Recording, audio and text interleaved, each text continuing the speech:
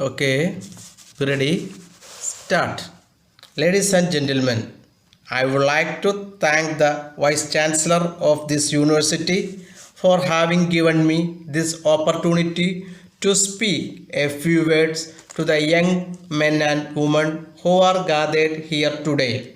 I am glad to know that this university has made considerable progress during the last few years.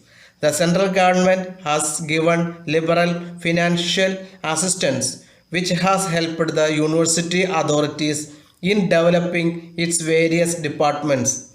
I have no doubt that this university will grow from strength to strength in the years to come. I wish to congratulate my young friends who have received their degrees and diplomas today. It is no doubt true that this will be turning point in your life. It is also true that every one of you will be anxious to get a suitable job which is essential for finding a means to live.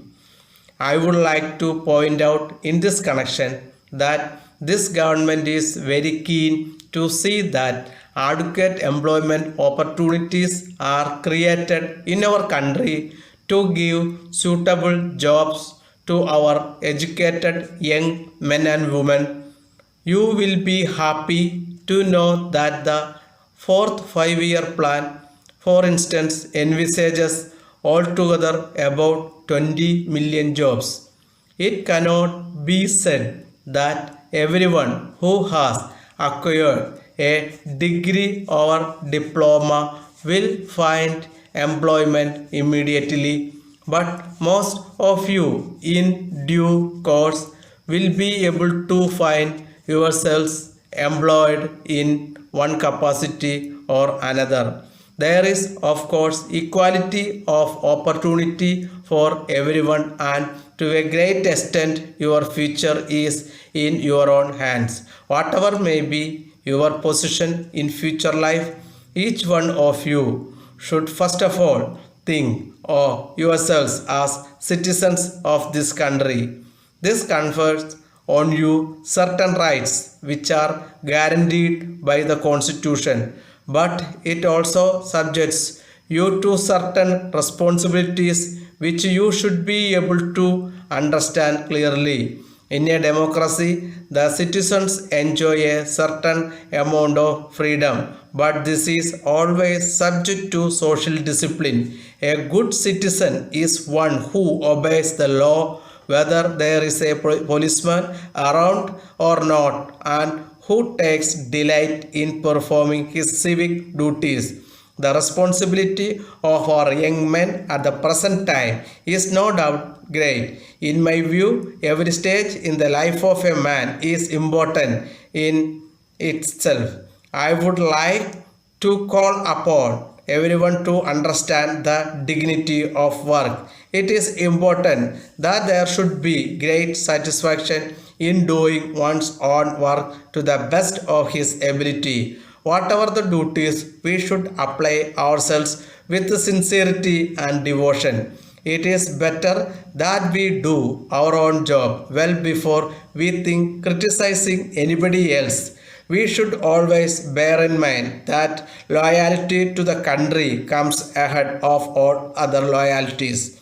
It is essential to remember that the entire country is one, and anyone who thinks in a different way is not our true friend. I would like to appeal to young men and women to prepare themselves in disciplined and determined manner of the responsibilities of tomorrow. It should be remembered in this connection that a democratic country can be sustained not by the greatness of a few but by the cooperative efforts of the many. There is no doubt that the future of the country is in your hands. It is necessary, therefore, that you should be well equipped as individuals and citizens. The world is, at the present moment, passing through very difficult times. In fact, it would not be wrong to say that the people are now facing difficult problems letter dated 25th October 1982 from the sales manager Mrs. Raman and Company, New Delhi, to the manager Mrs. Thomas and Company, Mumbai. Dear Sir, in reply to your letter of the 26th instant, we wish to inform you as follows. We have thoroughly considered the terms and conditions offered by you in your letter and we accept them. We are appointing you as our sole agent in Bombay for a period of 1 year from this date and agree to pay you commission on all orders received by us directly or indirectly from the buyers from Bombay. As regards orders from foreign countries received through you, we agree to pay commission to you in accordance with the terms to be decided later. We have already business connection in several parts of the world. It is not therefore possible for us to give you the sole representation in this regard. We also agree to give you the customers discount of 5% on all ordinary sales. Further, we are agreeable to a 2.5% commission on account sales.